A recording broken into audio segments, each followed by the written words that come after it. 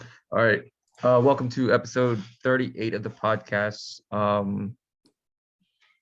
This podcast is officially 1 year older than me now, or not 1 year, but one repetition, I guess. If a year is a repetition in the human terms. How are you doing, Steven? I guess we I'm both got doing the good, memo. man. We got the memo on maroon shirts today. Yeah, that's what I first thought too. Yeah, I'm doing good. I'm doing good. I'm excited for spring. Things are happening. So Is the weather nice today? I didn't even go outside.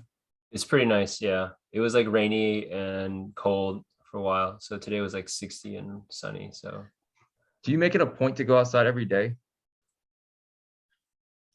Or does it uh, naturally 'Cause I sometimes I like end up the day and I'm like, shit, I didn't even go outside today. I think there's a high correlation there. I should make it a point, yet I don't. Yeah, what I do though, especially with the advice now that you need blue light in the morning. I do make it a point to even if it's just going by a window or something, like um just to get sun in my face, in the morning. So Yeah, that's a good point. Yeah, it'll probably start happening more once the weather gets nicer naturally. So probably don't have to worry about it too much, hopefully. yeah.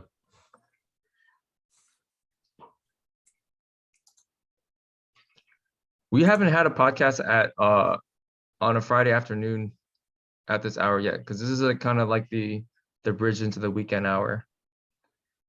So it's kind of like end of the week. Oh shit, like weekend's coming up. So I think this would be a good time. So right now it's 4 p.m. on a Friday. Yeah. So I assume you probably just uh got off work, or maybe because it's Friday, maybe you got off way earlier. Yeah, it's funny because I actually am loving this time right now. I think when we first started this podcast, I kind of threw it in the middle just as a forcing function, right? It was like 7 a.m. forcing function, but it comes with baggage, right? It comes with ties. And like right now, I feel great. Like I don't think I've started a podcast feeling this at ease. If it wasn't 7 a.m., we probably wouldn't have stuck with it, I think. Yeah, I yeah, mean, when you that's a said good point. forcing fun, like if it was like, yo, let's just do it every Friday at 4 p.m., like I think we would have fallen off. We would have flexed on it. We'd have been like, "Oh, Sue, something came up. Oh, can we move it?" And Yeah. yeah, Like 7 a.m. is literally okay. You're not doing anything at 7 a.m. and I'm not either, except for sleeping. yeah, So if we don't do it, then it means that we're just being lazy with it. So I think yeah, that definitely helps a lot.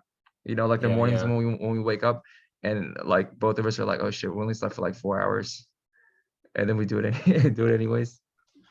yeah.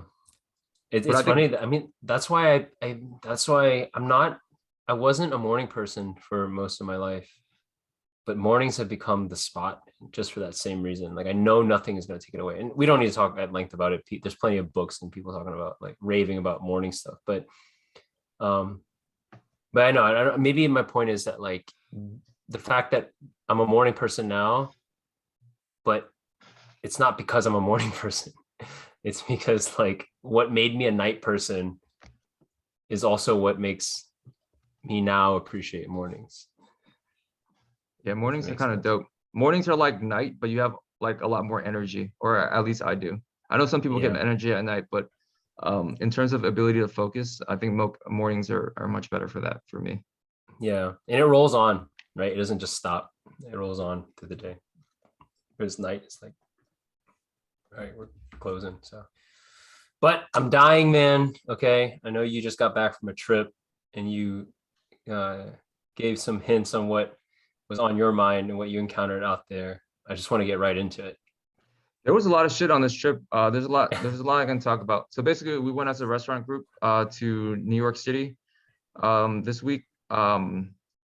We do quarterly planning sessions as a group, and usually we either like go somewhere like a cabin somewhere with our leadership team, and then we plan out the quarter. Um, so this time we kind of killed two birds with one stone. There's a restaurant group up there that we look up to called Union Square Hospitality. Um, they are or actually, is that what they're called? Or sorry, I think that's what they're called, Union Square Hospitality. It's Danny Meyer's group. They are, they do Shake Shack, and they have all the Union Square restaurants. So they're huge on hospitality. And in the very beginning of our restaurant journey, basically the book that Danny Meyer wrote, Setting the Table, was like a Bible for O, basically to help build out the company. And he obviously made all of us read it, and a lot of the leaders in our company has read it. So we went up there, and Danny Meyer's group, they have this thing where they will literally sit down. You can pick any 3 people in their organization and then ask them any questions, and they do like a whole presentation about their culture and their and hospitality and why it's like important and stuff like that. So we got to do that. And then we met like Danny Meyer and all that stuff, and it was really cool. Yeah, so that's what I just did. And then we had a bunch of quarterly planning meetings. And I think the thing that you're probably more interested in is not that stuff though. So when we went up there, Twitney, who is works with me at the restaurants, she's one of the partners as well. She's very she's like a very outgoing person. She meets a lot of people because of her personality and her demeanor. So if you've met Twitney, you would know what I'm talking about. It's like probably super easy for her to meet people just because her personality attracts people. And so we went up there, and after we did all the quarterly planning, after we, met Danny Meyer's group, Twitney was like, "Oh, I have a friend that lives in the city. You guys have to meet this guy. He's super cool. Like he's like super high level. This guy has a Harvard PhD, or he like kind of dropped out of Harvard right before he got his PhD, something like that. He used to work at IBM. He actually built the data analytics system that Union Square Hospitality uses, and just all this stuff, right? And I was like, and this dude's like in crypto right now, apparently, and does stuff in that space. So, and I guess it made sense that he was in crypto because Twitney met him through another friend at one of the crypto things, I think in Miami or something like that, when she was down there. So she was like, "Yeah, you guys all have to totally meet this guy." And then so since the guy lived in New York City, and I think he's in his early 30s now, but he went to NYU and he's lived in New York City since he was 18. He kind of knows the city, I guess. So she asked us to come to his basically he made a reservation for us to go somewhere, and it was 8 p.m. and we were all like kind of tired. So I think we were kind of like, "Oh, do we have to go?" And Twitney's like, "Yo, it's like," I mean, we told him to make the reservation. He made a reservation for 8. And so obviously we're like, "Fuck yeah, we gotta go to this shit, whatever." It's I look up the restaurant. The restaurant's name was I think it's called my name is Carmen or some shit, or her name is Carmen. Basically a 3-star restaurant on Google reviews, 3-star on Yelp. All the reviews are bashing on how it's like super expensive and the food is not that good. But I guess like the look and feel of the restaurant is more like what we're going for here. But if you guys know me at all, that's like the last restaurant I would ever want to go to. It's literally like food is super expensive, probably not gonna fill you up, but like the wine glasses are super nice, and like you have to dress up to like that type of vibe. So so anyways, we end up going to the restaurant. I'm wearing the same clothes I wore all day. I didn't dress up for this shit, but the girls all went and did their hair and makeup and shit like that. And it's me, the 3 girls on our leadership team, Cece, Ashley, and Twitney, and then also Boaz, who's Ashley's husband, also on the team. And we meet up with Twitney's friend. Get into this restaurant. This dude is like wearing like a, I guess like a fur coat. It's not like a full-on fur coat, but it's almost like like one of those like fake fur coat things. It has like a, not like leopard print, but in that direction on the coat. He's wearing that thing. And he also has like a huge like blue it's probably a hype beast type of jacket, like over his fur coat. So he's like a loud personality looking dude. He's like probably like a 6'1" Asian dude, probably relatively attractive. And yeah, so we meet him. I sit next to him, and then the whole time we're just talking at dinner, and I'm talking to him, and he's telling me about like a lot of stuff that he's done, because he's like asking me about like restaurants and poker and stuff, and and I'm talking to him about like the stuff he does in crypto, and there's like some overlap there. There's like a natural interest because he does seem like this high level dude, through, and he probably is somewhat. So he's like this high level dude that I met through Twitney. He's like ordering food for us through the I guess like through the what are those wine people call it? The people that like taste your wine and tell you what to order with your food. Yeah, Psalms. Yeah, he's ordering through Something. like the Psalm and stuff like that, and like it sounds like he's been there before. He knows what he's talking about. Like, he's like he has like a really good demeanor about him to like the staff, like he knows what he's doing and all this stuff. He's like, oh yeah, you guys totally have to try this dish. It's the best. I get it every single time I come here, and just stuff like that. So slowly he's drinking. We're all drinking, but he's drinking probably slightly more. And he's just drinking like tequila on the rocks. And we're talking and stuff like that. And he's telling me about how when he was like 18, he grew up in Compton, and his parents were poor and stuff like that. So he needed to like learn how to hustle to get by. He basically got a scholarship to NYU, but still needed to pay like 20K a year. So what he ended up doing was creating this bot that he used to play basketball like at a very high level. And so he needed basketball shoes. And so he understood that arbitrage game people play where they buy shoes and they sell them back. So he found a way to buy shoes from an automated way, like with his bot, to buy shoes on Foot Locker, Eastbay, like all this stuff, and automatically sell it on eBay, on eBay, and then like keep the cut basically. And he was telling me like all these like little projects he did, and then he told me like he used to work on IBM's team on Watson. I don't know if you're familiar with Watson, but that's like a very high level AI bot, maybe even the top AI bot like ever. And he was on that team at 21 or something. And so he's telling me like all these stories about like all the shit that he's done up to this point.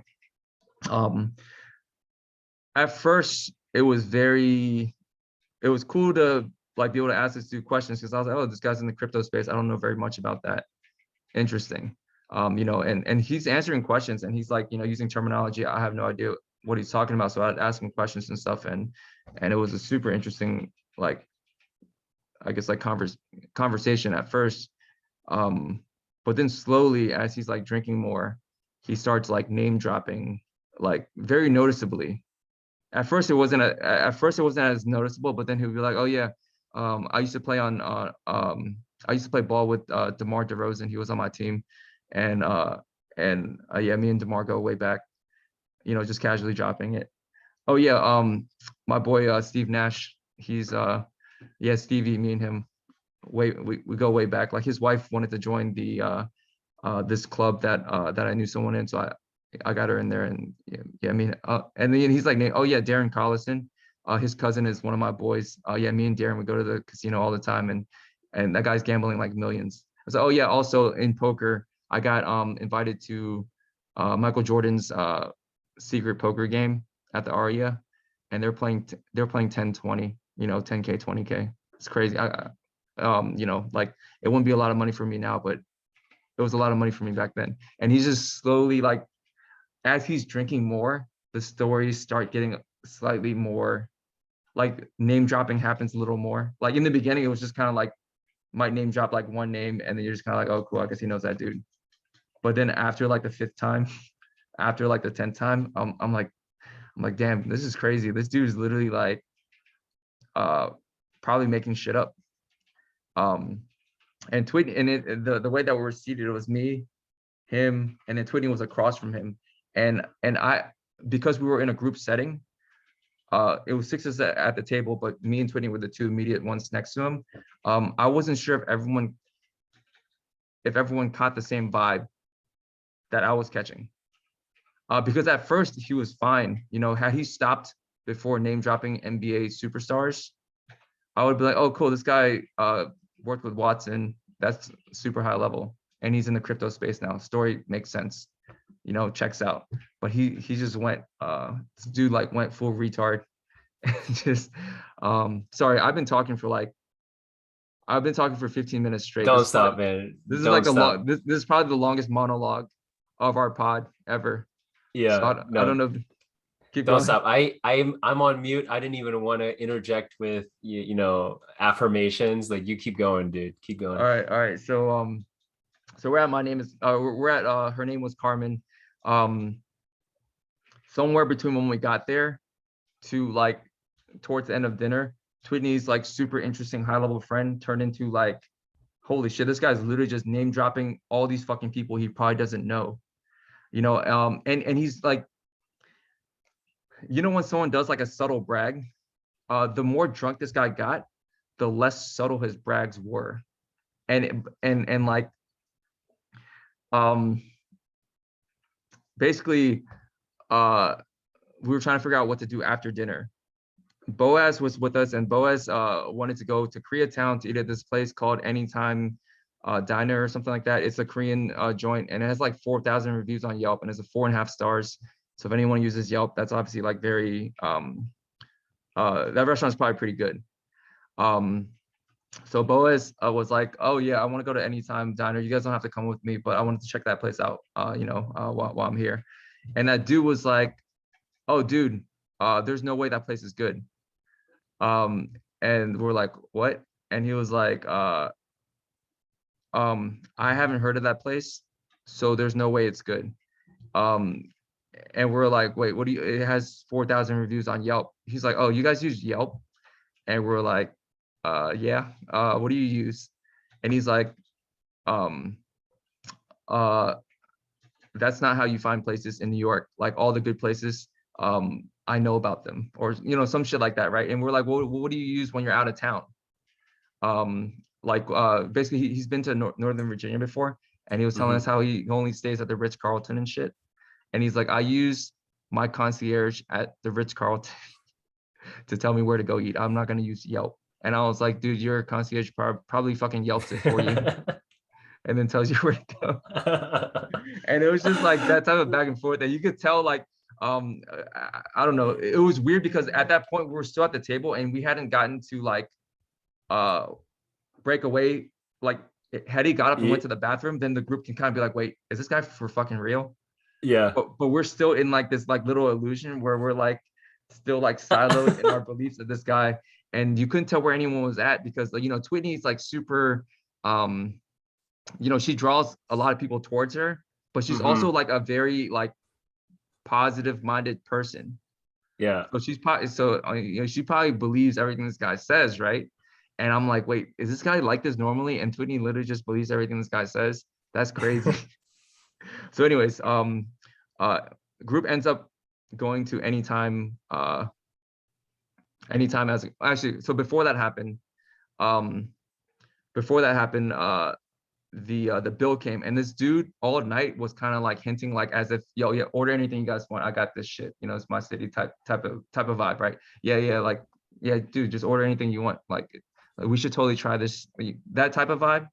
But then like when the check came out, in my head at this point, I'm like, all right, this dude is like making a lot of shit up. And I still don't know what his relationship with Twitney is, but I don't want to owe anything to this motherfucker. And Twitney, I definitely don't want Twitney to owe anything to this dude either. Yeah. So when the check came out, I literally was like, I grabbed it, and it was like on the table, so it wasn't like he didn't see me do it. So I grabbed it, and then I put my my card on the check, and I put it like a little farther away from him so he couldn't reach for it in case he wanted to, like he'd have to reach through me. And then the waiter didn't come back for another 5 minutes. And then when the waiter came back and I handed him the receipt with my credit card, as the waiter is walking away, the dude's like, no, dude, like I totally was gonna pay for that shit. Like that type of move, right? And I was like, in my head, I was like, because all night this dude's been talking to the waiter and the wine sommelier or whatever. And he's like, cool with the staff and everything like that. And he's socially aware enough to like know how to like pull people towards him and everything. So I was like, there's no fucking chance this dude was trying to pay, which is fine because I didn't want him to fucking pay. But that was also another Sure. um it was another It's a uh data point. yeah, It's another yeah. another chink in the armor for the Yeah. facade this guy was trying to put forth. Um so that was the first half of the night. I don't know if you want a good stopping point so you can interject anything, but we also ended up going to Anytime Diner, and that was a whole thing in itself where And he went too? yeah, and he got more drunk Yeah. there. Okay, keep talking, man. Keep going. Keep going. I'm loving this. All right, so after we pay, you can tell this dude was kind of like disappointed that we're going to Anytime Diner. He was like, "Why don't we go to Cote?" Or I don't know how it's pronounced. COTE is the name of the restaurant, but it's like a super high end. Um, it's either Korean barbecue or Japanese barbecue, or they just have like Wagyu shit, but it's like $200 a person, like $4 signs on Yelp type thing. And he's like, "We should just go to Cote. It's only $200 a person. That's like cheap." And we're like, "Dude, we're not gonna go pay $200 a person, eat at Cote. We're gonna go to Anytime." And he was kind of like, he kept hinting that he had like a lot of money, and that basically like, I don't know, it was really interesting because over the course of the night, between our stories, in the beginning he was like dropping as if he had like, like a few $1 million. He's like, "Oh yeah, I sold my company and I got like $4 million out of that." And I was like, Yeah. "Oh cool, dude." But it wasn't like much of a reaction because I was like, I mean, it's impressive, but I'm not gonna be like, "Oh my god, dude, you got $4 million from selling your fucking company." And then so he Yeah. didn't get that much of a reaction from me. And then it seemed like he kept trying to increase the amount of money he had. Like his later stories, like later in the night, he was like um telling me about his investments. And he was like, "Yeah, I'm pretty illiquid right now. I only keep about $5 million liquid at any given time, only for day-to-day shit. But like, most of my shit is in investments. But yeah, only $5 million for day-to-day shit, just in case I need to like, you know, buy a helicopter or some shit." I was like, I don't know, dude. Um, Yeah. yeah, so we all decided to go to Anytime, but we had to take two Ubers. He calls an Uber X, and I think he was disappointed that it was a Toyota Sienna instead of a Suburban or some shit. I mean, you know how much I like All right. Siennas. Now I have a problem with this guy. Okay. Oh, Yeah. This is the point where I actually have a problem with this guy. yeah. So we Yeah. so Twitney, Ashley, and him going to the Sienna, Hmm. and then me, Boaz, and Cece go into the other car. And so Yeah. now there's time Oh yeah. Talk to debrief. Yeah. basically merge realities, Yeah. right? Yeah. Like now Merge now now realities. there's now there's time to merge realities, and we are in this car, and it's kind of like, yo, like is this dude for fucking real? And then obviously like Bo is like, dude, like I had no idea we were meeting Twitney's friend. I had no idea who's gonna be like this, like da da da. And obviously Cece's like, yeah, like this guy is fucking weird, bro. Like, and obviously all realities are merging in this like 10-minute ride to Anytime Diner. And we're all like, wait, does Twitney know? We can't tell if Twitney knew yet because we haven't, she's the person that brought him into the group, but we hadn't been Sure. able to one-on-one with her. And so yeah, so we're not sure if Twitney knew. We get there and we're at Anytime, like whatever now. They got there first, all three of them were sitting, and then we all sit down at the table. It's a Korean, so it's like a Korean, they do Korean barbecue, but it's just like Korean food in general. Hmm. Barbecue isn't like the main thing, but they have it. And it was actually really good. And Boaz is Korean and he's like ordering and shit.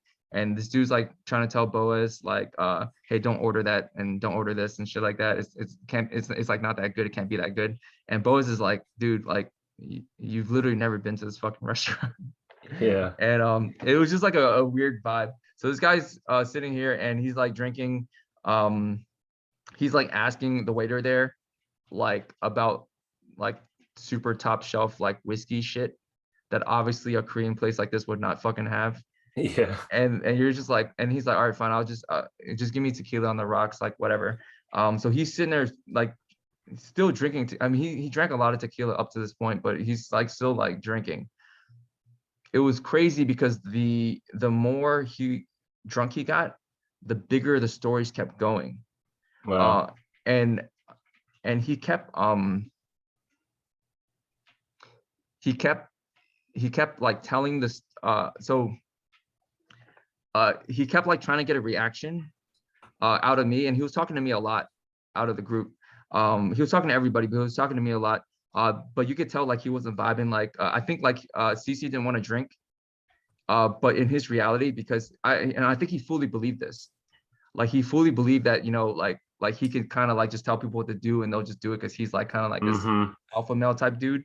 And CC didn't want to drink, but we ordered 2 bottles of soju, and then CC didn't want to drink, and he was like, "Hey, you're gonna drink that shot because, you know, I don't know what reason he gave, like, you know, because, you know, because I want you to or some shit, or because it'll be Yeah, fun, like yeah. that." And she was like, "No, no, I'm good, dude. I'm actually not trying to drink anymore." And then he kept pressing. So you know, like when you're kind of like, "Yo, take the shot," and someone's like, "No," there's like a comfortable amount you can press based on how Mm-hmm. well you know them, and Yep. then there's like an uncomfortable amount you can press. Like he like went probably at least 1 or 2 asks past the comfortable amount, and then CC Mm-hmm. was like, well, first of all, I don't want you to make eye contact with me, and second of all, I don't want to have a conversation with you anymore, or you know, some shit like that, right? And it was like, oh shit, CC's just like, and then this dude, you could tell he was just like, all right, fine, don't drink it then, but you can tell like that's like another chink in the armor Yeah. for this reality this guy was having. But the problem is, as he got more drunk, like that armor just filled itself back up. um, Yeah. so we kept drinking, and then at a certain point, Boaz needed Twitney wasn't eating and Boaz was. But Twitney was sitting closer to the food, which happened to be next to this guy. And then so they switched seats. So now Boaz is sitting right next to this guy. And you know Boaz's vibe, like Boaz not into this dude, you know, obviously like Yeah, just but trying. Boaz will he has a very minimum threshold of faking Yeah, like he's that literally just yeah. like he's literally just like not into this dude. He's just trying to eat his fucking food. Yeah. As some and the thing is, at some point in the night, this dude, I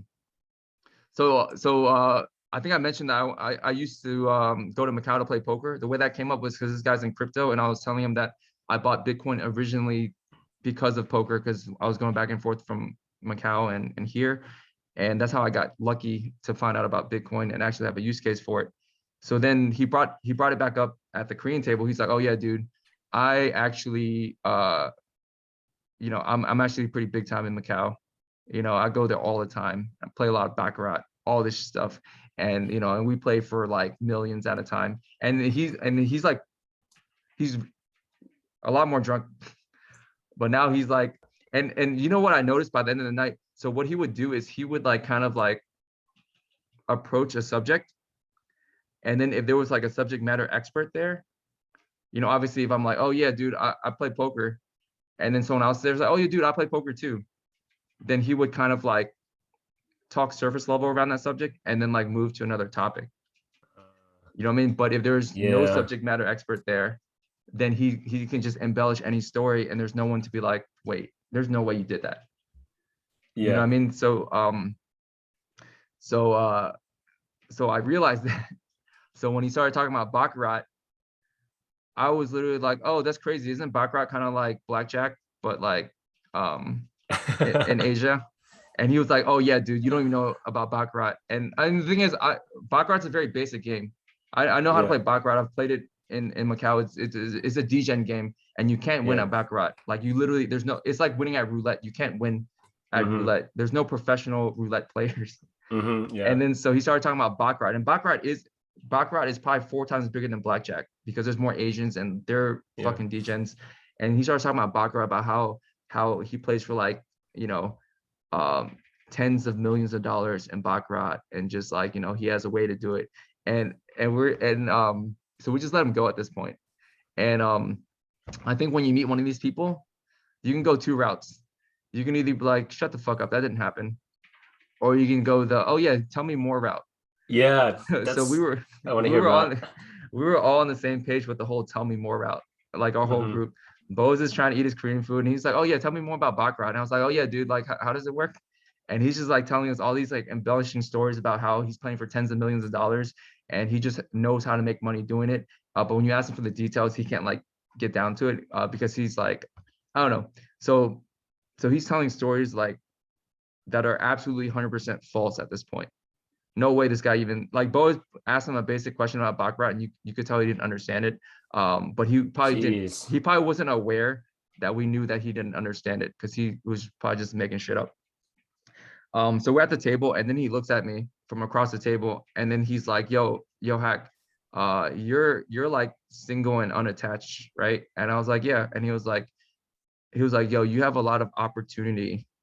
Um, some like he was like trying to tell me, I think subtly to move to New York and like hang out with them and shit like that. Yeah. I guess he's in the crypto space, and he's like, I know you want like to do something for yourself, and you know what that is, but you just have to do it. And I was like, what are you talking about, bro? Fuck. And he was having this conversation with me as if nobody there even existed. Yeah. And then he's like back and forth. And at this point, I'm just Is like, he pretty fucking lit at this point? I mean, Like, he's definitely pretty drunk. He's definitely yeah. pretty Okay. drunk. Okay. And Yeah. he's like, and he's like, come on, man. I know you don't want to work in restaurants, you know, with your brother and all this shit, right? Oh And my God. and I know you want to do what you want to do.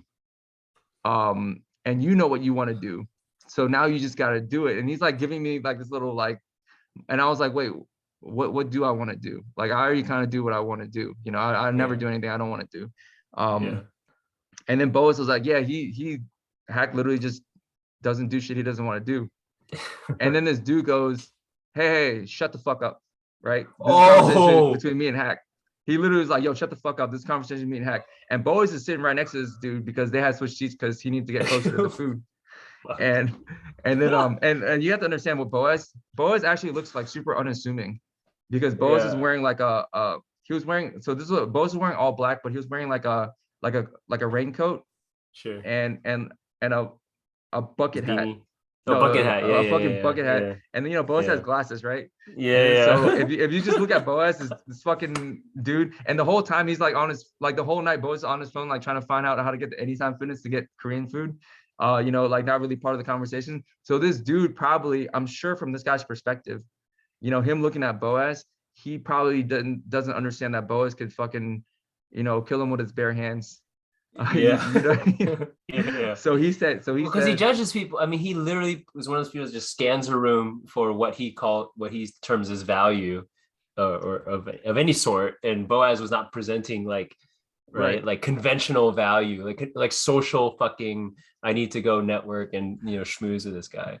To be fair, Right. I think Boaz's demeanor, Yeah. like you would, if you saw the way that, I mean, I know Boaz, so it's different, but like if Yeah. you saw the way, like, you know, this Korean dude with glasses, bucket hat, Yeah. Yeah. the whole night he's on like on his phone looking at us, like he was trying to find a cigar bar, and he's trying to find like, you know, Yeah. Korean food. I mean, he was doing that because obviously Boaz didn't give a shit for this dude's Right. thing, but this guy probably just was like, oh yeah, this introverted like guy with glasses and shit, I could. Yeah. And also I'm sure this dude was also like very like, you know, relatively drunk at this point. Sure. So he was like, yo, just shut the fuck up. And then Oh my and fucking then so I was like, oh, interesting. I wonder how this is gonna play out. Ashley's sitting next to Boaz. I didn't notice that afterwards, but she was squeezing his leg because she was like, yo, don't do anything, right? And this guy pretended like he just said that, and he just kept talking to me as if nothing happened. And then Yeah. Boaz was like, yo, wait, what's your fucking name again? Because he forgot, like he didn't know this guy's name. He was like, what's your fucking name again? And the guy's like, and Boaz like stopped the whole conversation, going like, hey, what's your name again? And the guy was Yeah. like, he looked at me, he was like, Ken. And he was like, hey, you don't tell me to shut the fuck up. Like you don't get to fucking do that, right? And then like he could tell that Boaz wasn't gonna let this like just like slide Yeah. by. And then so this dude kind of like, he did this like weird like kind of like back down, but then like try to shake Boaz's hand type thing. Yeah. And I was like, man, if Boaz, if this guy didn't back down, Boaz would have slapped the shit out of him. But he basically kind of like, and then like put his hand out to Yeah. like have Boaz shake his hand, and kind of like almost like a my bad, but he didn't say like, yo, I'm sorry and all that shit. But he like definitely like physically backed down. And then Boaz was like, you know, once that dude like backed down, Boaz just kept eating. Yeah. But I literally thought there was well, here's the thing. If he didn't back down, Boaz definitely would have slapped the shit out of him. But I still thought even like there was a chance that Boaz would have done it anyways. I'm glad he didn't. Yeah. because I think this is the type of dude that will like fucking file a lawsuit. But Sure. Yeah. and it definitely wasn't worth it because I think this dude has some sort of mental illness. Um, but yeah, so we kept eating, and this dude's like, he's like embellishing his stories to the point by the end of the night. Okay, so at the Korean joint, and I mean, this was like a whole 4-hour conversation, like, event. But at some point he told us that the guy that killed Osama bin Laden, or a part of that SEAL team that killed bin Laden, is on his I guess like he has a private security service that looks after him, and that guy like runs it or some shit. He also said that Jesus fuck. he gets to play with billions of dollars. Yeah. Basically, he actually threw in the word trillions. He's like, dude, Goddamn. I managed like billions and trillions of dollars, and then and Yeah. we were sitting there like, oh yeah, so you manage more money than fucking Jeff Bezos and Elon Musk put together. Yeah. By the end of the night, it got to the point where it was literally like, okay, like Yeah.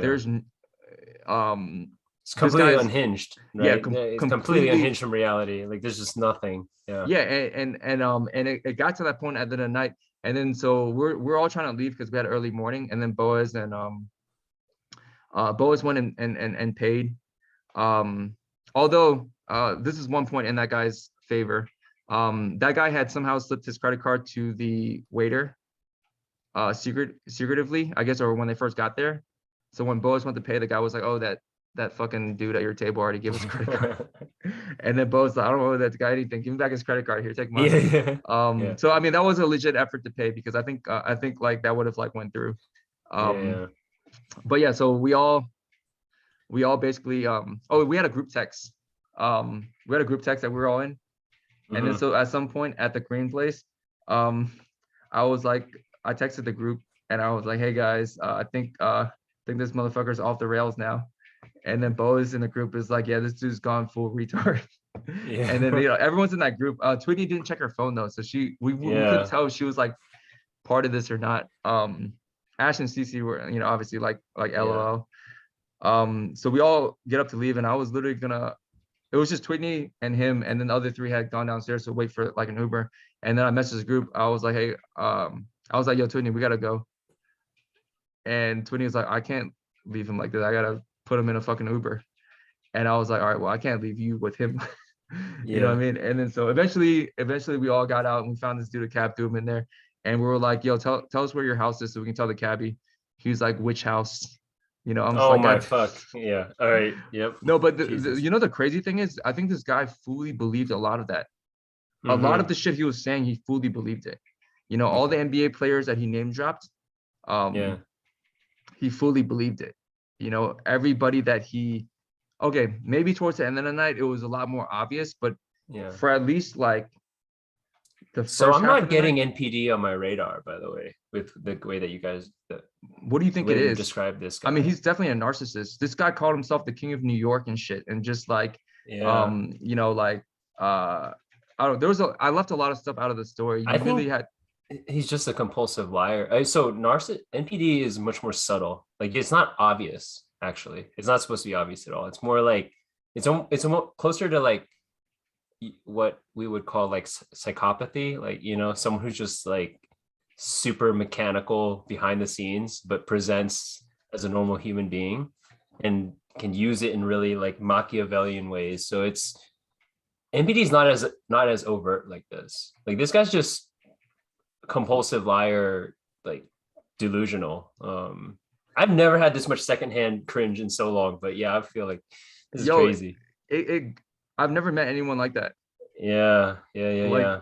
like that was But crazy. so okay, so let's cut through all of the fucking bullshit.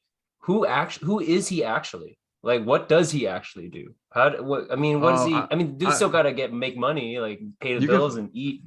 you can Like, find what him does he on link actually do? you can find him on Yeah, LinkedIn. I don't know if I'm yeah. supposed to name drop him on this podcast or not. No, let's Um, not do that. Let's not do that. but you can totally find him on LinkedIn, and it does Yeah. say on LinkedIn that he worked with IBM Watson for 4 years, and Okay. he went to NYU for like whatever. I don't know how LinkedIn works. Like, does that shit have to be verified? So I can't tell if No, he's it like doesn't. It doesn't. so Oh, it so I doesn't. can't No, it I doesn't. so I can't tell if he's like a really smart dude that just lies a lot, or if he's just like really like a liar. You know what I'm trying to say? Like because he could be really smart but also be a compulsive liar, and maybe he's Yeah. does work in AI and does have crypto shit, or he could just be like a straight up like liar. No, I think so. My read on it is that he has wealth, independent wealth somehow, but not through uh his own merit. Like he lucked into it. Right? There's no way someone who presents like this, anything that you do requires collaboration and pro-social behavior, right?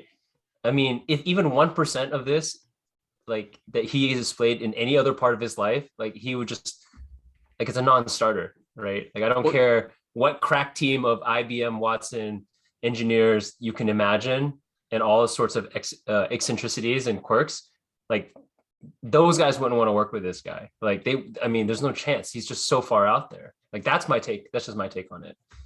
okay, Yeah. so afterwards we gotta talk to Twitney, Sure. obviously. Yeah. I'm waiting for this part. Yeah.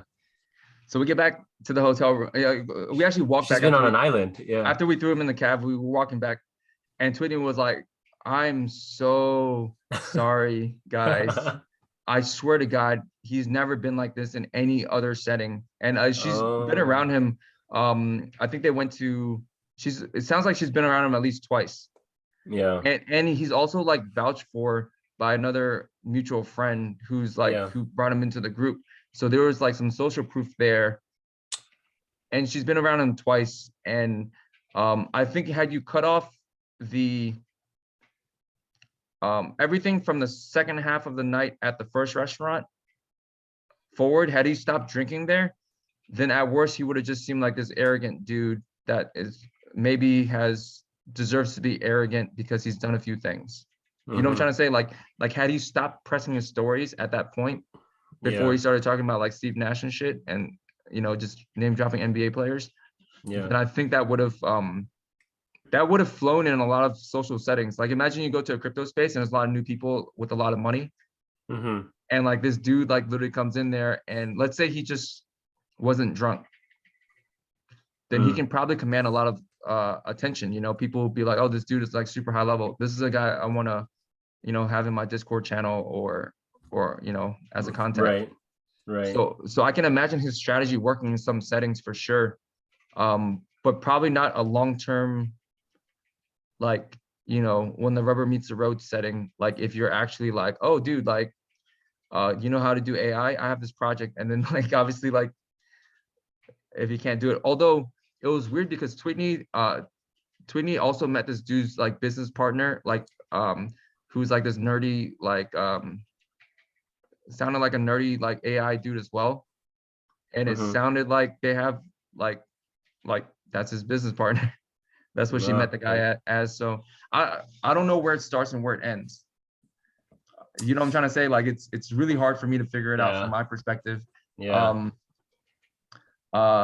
Yeah, and so I don't know. Basically, the dude was just like, This is amazing. Yeah, so So this is a podcast first. Like we spent 52 minutes just talking, like laying it out. No. Don't be bad. This is like good shit right here. But if we back it out, like I think what you said just now like triggered something in me. Just like this dude singularly represents a reality distortion field so strong that it's distorting our realities. Like we're like, how the like I don't even know how to like. I think he believes. Right? I honestly, a lot of the stories he's telling, like he believes it. I really think he believes it.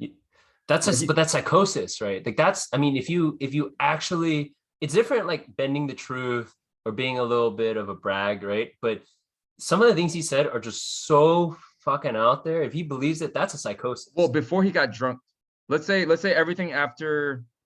But how drunk was he, right? Like, I mean, like people get drunk, but they don't like people get drunk, right? But they don't. It's not like maybe was he on something else? Maybe like you know what I'm saying. This is like a clear. He was smoking a pen. It was weed. Yeah.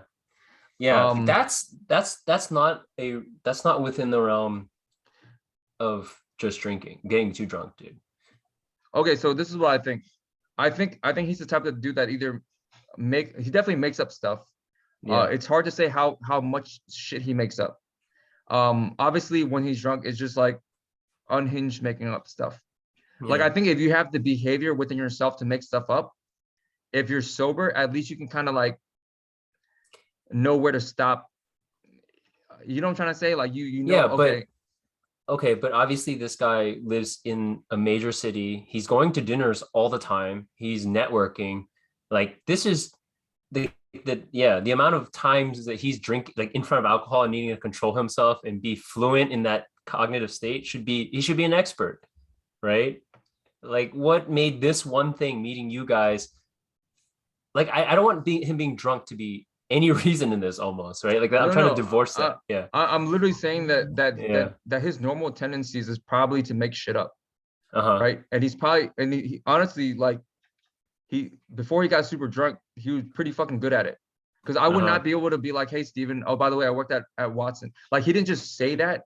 It was Uh-huh. that, and kind of like, oh yeah, so when I was 22, um, Gary Mm, so and so name drop came yeah. into my office. Like, he would say the name as if I was supposed to know who that guy at IBM was. Came Yeah. into my office and had this whole conversation because they were trying to sell the AI bot to Hilton for $500 million, and I didn't think it was a good idea because it wasn't ready to go to market yet. And me and him got into an argument, and that's why I ended up leaving. Gotcha. Well, he would tell the story as if it was like it fucking happened. So let me clarify, right? Let me say what I think you're saying. So you make sure that I'm Sure. right. Like up until he like went off the cliff Right. of drinking, like it was passable. It was Yes. Yes. passable, It was right? passable. Right. But what I'm saying is that like this dude probably drinks all the time in front of other people. You're saying Why this is had to have that happened cliff before. so? Yeah, that cliff is so. That's such a small cliff, dude. That's nothing. That's like tripping over the curb. Like having a few drinks with some people that you met at dinner. If that's his line, then he's crossing that line all the damn time, right? And if that's true, then how is this guy even a person? I guess I'm trying to say, like, I mean, I don't know. I mean, we're kind of yeah, dissecting this. right, We're exactly. kind of dissecting this in real time. I don't know how this guy's even a fucking person, to be honest with you. Yeah, yeah, yeah. But I do think, like, with that ability, let's say you're just a fucking pathological liar and you're allowed to make up anything you want, and you Sure. have that's your strategy. Um, he can get himself into like some positive situations because of that. Probably short term most of the time, but eventually it could. You know what? Twitty did tell me this dude was fucking lonely. So I was like, obviously he's fucking lonely. He's making shit up, dude. Like, I can't bring him around any of my fucking friends. Yeah. You know what I mean? Because I mean, not that I would want to, but even if I were to want to, I can't do that to whoever I introduce him to. Yeah. You know what I mean? And so it's almost like because it's like a vouch in a way. Right. I know If, people so I know people like this, maybe not as intense, but like I feel like there's an archetype. Um, what's the archetype? Like liar? well, so I actually don't think that he I think somehow he got into wealth. Like it just, like some kind of windfall. But as you know, right, like that doesn't immediately give you confidence and self-esteem and security, right? Like it's working for it, it's earning it. That's the stuff that makes you like solid in here. But if Right. sometimes people who are like come into wealth that way, or like the children of rich people or whatever, right, they have this deep insecurity because like there's this huge deficit, there's this huge gap, This guy's right? definitely super insecure. Yeah, You know, yeah. what's weird So too. there's something that's caused that insecurity. He was super insecure, and I think because I wasn't like, it wasn't like I wasn't impressed, but my personality type, even if I am impressed, it's really hard for me to Yeah. for me to show that. Not because I'm like trying not to, but I look at him as a human. So Yeah. even if he was this human that made it out of Compton and then ended up at NYU and then paid his way through college, that's an impressive feat. But when he tells me that, I'm not gonna be like, oh my God, dude, like, that's Hmm. crazy. You're fucking awesome. I would probably just be like, dude, that's dope, man. Like, and then start asking him questions about, how he sold shoes to do that or whatever the fuck, right? Yeah. But my level of like my outside demeanor most of the time stays the same. Yeah. Um, so it seemed like he kept trying to escalate the stories to he was 100% insecure. This dude, like, his clothes were loud as fuck. Yeah. The fur coat, he had 4 rings on. he had 2 thumb rings, and then he had like, and they were like big fucking rings too that would impede, you know, like function in your hand type shit. Yeah. Um, yeah, and so after the fact, um, the next day, Twitney was telling our group, she's like, dude, so and so like texted me and was like, uh, and apologized or whatever, right? Uh-huh. Well, first, I don't know if he like knew what he did was bad, because I Mm-hmm. don't even know if he remembered like half the shit he said. But I think Twitney was like, yo, you fucking embarrassed me, dude. Yeah, yeah. And and yeah, he basically like apparently what like really wanted my attention. Uh-huh. Basically This is what Twitney, it was explained. He explained this or something? yeah, Or Twitney what? was like, yeah, Okay. he's like really into you, dude. And I was like, Yeah. what the fuck do you mean? And she was like, yeah, he wanted your contact info, but I told him I can't give that shit to you without asking Hack first or whatever. And Yeah. I was like, honestly, like I don't know if you should give him my contact info. If you did, it's fine, but I'm probably not trying to like, you know, be friends with this dude. You know what I mean? Just Yeah. because the way he is. Um, but uh but Twitney told me that he told her that he thought that I was like a super high level dude, and I had like uh I was able to like push back on him intellectually and shit like that, and that's like what he's like apparently into. Um, but honestly, I do think it was just an insecurity thing, and um he couldn't get me to be like, oh my god, dude, you're fucking like awesome. Yeah. It just felt super weird that he kept escalating to do that. Like the strategy was like, oh wait, maybe if I told him I had more money, I'll get a reaction.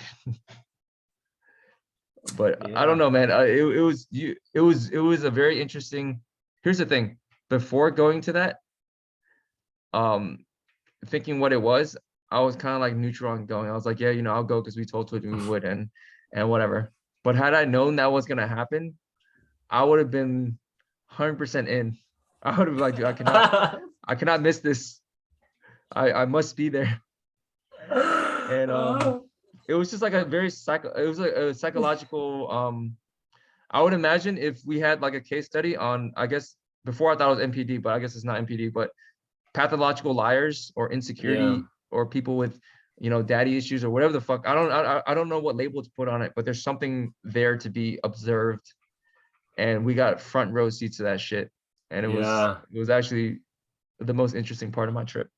So I was holding inside for the entirety of the 50 minutes you're talking how grateful I was for this freaking for you. Like I'm serious. So I'm glad that we come full circle and you said that, because I was like, this stuff is like so interesting, right? It's like it's someone who fully like he's 11 out of 10 on one personality dimension, you Right. know, which yeah, like that's the thing. Like if you meet the person who is maxed out, like, you know, you have 10 stat points and you threw them all in, you didn't divide them into like dexterity, like you threw them only into one. Like this guy was all into one, you know.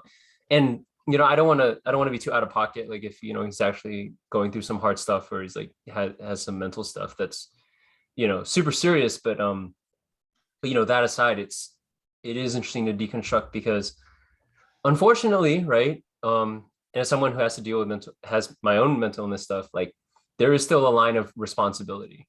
You know, there is still like people, it doesn't matter what you have, if you don't have a handle on these things, they go around potentially causing harm, right? And causing all weirdness, sorts of weirdness. And I mean, if any, like I said, if even 1% of what you said today exists in any other domain, I don't see how like it's just not this crazy chaotic ripple. But so Yeah.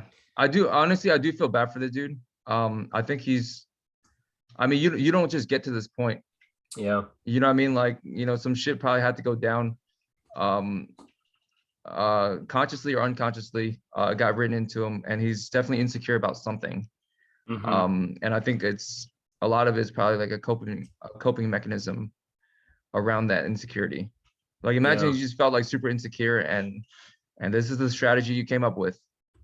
This is the I don't know why or how, but this is a strategy.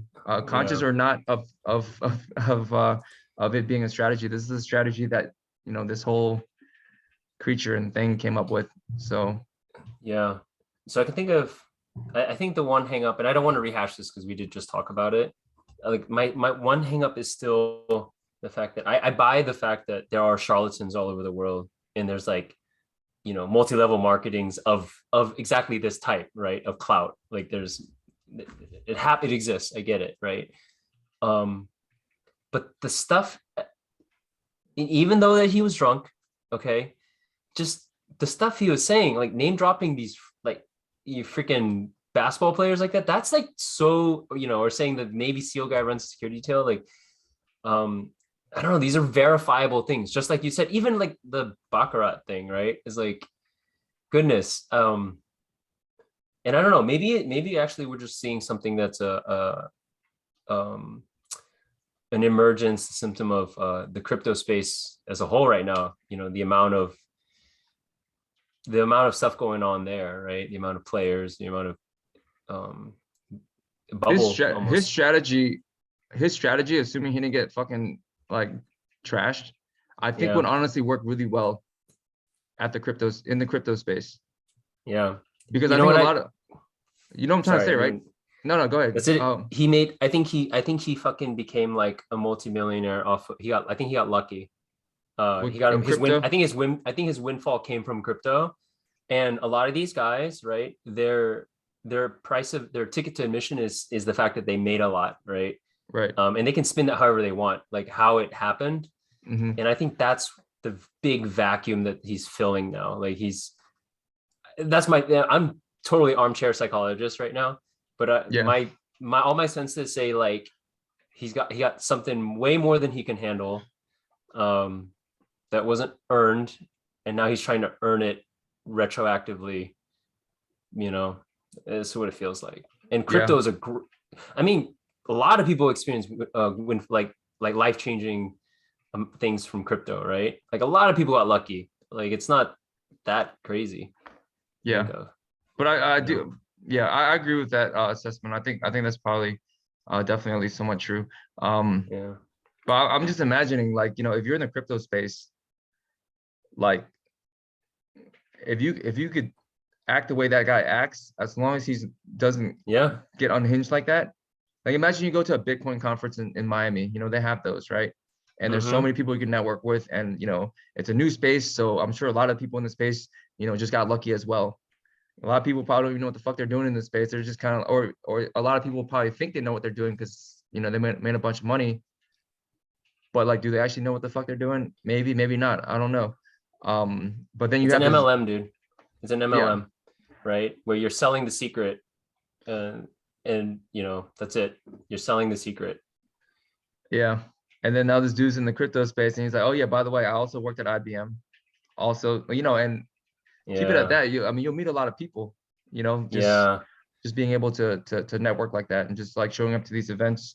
Um, you know, I don't know, man. It's an interesting strategy. I do feel bad for the dude. I hope he figures out how to. Um, honestly, it does seem like he probably, based on this shit, I can't tell because obviously I don't know him outside of this like little like, you know, three hour dinner I had with him. Mm-hmm. Maybe he fucking has fun in life. I don't know. But if he's not having fun, then and he's like making shit up consciously or unconsciously, and at some point reality has to like come crashing down, then Yeah. um I don't know, man. If it's funny because I keep every time you say something, I just remember another thing that you said in the conversation. Like if you actually wrote it all down, like this guy doesn't believe in Yelp and only uses concierge, right? This is like, I mean, he's so far. Like he wasn't even drunk at that point, right? Like I don't know, like he was probably a that's not even name um dropping. That's just weird flexes that don't make sense. Like they actually don't make like a lot of these flexes are just like they're socially unaware, like they're just socially divorced from reality, you know? yeah, he definitely kept losing calibration as far Yeah, as if you were trying to flex, what you should be flexing about, number one, yeah, and how far you should flex in that manner in terms of getting people to believe you. Yeah. Those are the two things that he kind of lost track of a little bit. Like Yeah. he had this other weird flex where he was like, yeah, I was down in you guys' area, was driving 120 miles an hour, got pulled over by the cops, and they were mad at me for some reason. Like, can you believe it? And this was still at the Yeah. first restaurant, and we're like, oh, that's crazy. He's like, yeah, they were saying it was intent to kill. I just Oh gave my it to my gosh. lawyer, and he took care of it. And Oh I my was like, goodness. that was interesting. Yeah. Yeah. Yeah. Yeah. No, I don't care what kind of like genius this guy was at IBM to be on the part of the Watson team. Like, that's a personality that gets like found out so fast. I'm crypto space. I think that you can run with that. Like, I think there's enough happening there. It's brand new space, right? So, but yeah, Yeah, I don't think that's this guy. super I don't interesting. think this guy worked at Watson. Yeah, no, for sure. Yeah, I don't Yeah. know. Honestly, it's interesting because I don't know where the lies stop. Mm-hmm. You know what I mean? Like maybe he went to NYU, but maybe he didn't work at So Watson. what's interesting is that okay, so I'm gonna go do a little bit of roundabout here, but as I mentioned to you that I was really recently I've been really watching these like public freakout videos, and one of the ones that showed up was the that shopping cart guy, whatever, Hmm. the one who if he sees you not return your cart, he like kind of harasses you a little bit, but he like pokes at your cognitive dissonance, right? And he definitely escalates and puts people on their heel. But regardless of what an asshole this guy is, right? In some situations more than others, right? Like the person is clearly wrong. Like, like clearly, and they have an out. Like there's an out that's given multiple times. Like, hey, this is your out. This is your out. Just admit it. And they can't admit that they're wrong, right? And so that's the key thing that I've seen in so many videos now where people when they're exposed, they just double down, like they just double down and I can't say that they actually believe in it, but the defense mechanism overrides the truth thing, right? Like I think they still know that it's not true. Like actually, like if you actually said, I will kill you right now if you don't tell me the truth, they'll like revert to the truth. But because it's like a social defense mechanism and it's like reputation at stake. And so but that's been really interesting to me, like people who will like under no circumstances unless like actually admit fault. And then shoot, I lost my train of thought. uh I'll leave it at that, but like You were no, it's no, this is yeah. interesting. Let's try Yeah. to get that train back on. Yeah. Yeah. You were talking about how people won't admit that something is like basically they're not ready to face that reality, and so they'll keep um pressing the fact that this is true even though it's clearly not true. Like they don't want to have to deal with that, so they never admit it, even though it's very obviously like you know um very obvious that they're the only one in this fucking reality. If they admit it, is a completely different thing within their own like field of experience. Like they have to Yeah. deal with it. Is that what you were talking about? Oh, yes, right. And oh, no, sorry. And I wanted to tie it to different types of, that one example of that woman who presented as black and like got her hair curled up and everything, and then was like a black advocate, and then they found out that she was white this whole time, and Who is she that? would not, I I actually can't remember don't. her name. Yeah, we should look her up. But um, she like was complete, like she like was 100% like I'm African American, but she's at like 100,000% white, right? Even with confronted, because she got exposed, like she had bought so much into this like facade and persona reality, and it's not that, like, I mean, in that case, maybe you can make a case that she's actually crossed over into a bit of a psychosis where she actually believes it now that she's black. But even if you like, I think there are still a lot of people who tread that line where they're lying compulsively, and if you showed them the evidence, right? Like I'm talking about completely non-controversial black and white evidence. I'm not like no room for interpretation. Like you clearly we did this. There's a lot of cases of people still in that moment not being able to admit like the truth. Have you Oh, the kung fu guys, the kung fu guys, those guys still don't admit the truth, even though they get beat up. You seen the old guy who thinks he oh has spiritual yeah, keys out, and then MMA guy just like punches him in the face. yeah. It still rolls on. He's just like, oh, that is a glitch in the fucking like in the energy field, and he keeps going, even though clearly his shit doesn't work. People, yeah. And I think the line I'm also trying to be clear about when I talk about this is like, of course there's psychosis and like actual delusion. We know that's true. Like, I'm curious about everything leading up to that line, right? And the people that live all up along that line into the cliff, right? And what happens when those two people meet together, right? And they start to coalesce. Like, you have full kung fu schools where the students they play along with it, and they don't, like someone goes like this and they just go, oh my god, that was the energy pushed me, and they believe it. I'll pause there. I wonder if their reality in that person's reality, like believing it affects something in their actual inner experience.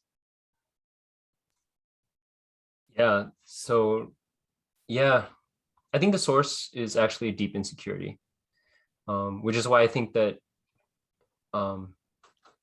I think the most scary thing about our current world right now is that people don't have this strong sense of identity. And if you don't have that strong sense of identity, then other things can then occupy that space, right? And so it reminds me of when I was studying in school psychology, the concept of cognitive dissonance.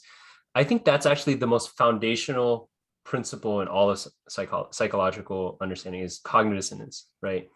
Where the disparity between who you are in your mind versus like who you are in actual reality, and then the predisposition, like, and the bias that you have to keep the whatever you think you are in your mind like solid, right, and unfractured, and then attribute any threat to that identity to external causes, right? So the big cognitive dissonance one, a quick easy example is, let's say I'm a good person and I care about the environment, right? But there's this moment where I'm driving, I'm in a rush, and I need to like throw this thing away, and so I just toss it out my window, right? In that moment, I'm not in alignment, right? Concept of good person who cares about the environment and my action, right, which goes against that, is like in dissonance. And what 99% of people will do is they'll say, it's okay, it's just one time, it's not a big deal anyway, I'm in a rush and I'm a good person normally, right? Instead of saying, oh yeah, I shouldn't have done that, that was like not like that wasn't a good action, and I'll figure out what to do with that, like they make excuses for themselves on the identity side versus processing the action side. And yeah, the need to protect that identity side is crazy, man, because we talk about constructs. We're coming full circle to constructs. If I accept this fact, that means that image of me is going to die, right? Like it's not true, right? I die in that moment, right? Like everything that I know, I'm not going to let myself die. And so I think that people who experience a lot of that ego death over and over are more resilient. They have to rebuild that image. But people who like haven't gone through the process of letting their like internal images die are going to hold on to it, and it gets more fragile as time goes on, right? So it's so interesting. Jesus. I've actually have you dealt with it before in your life where where something so obvious can't be admitted?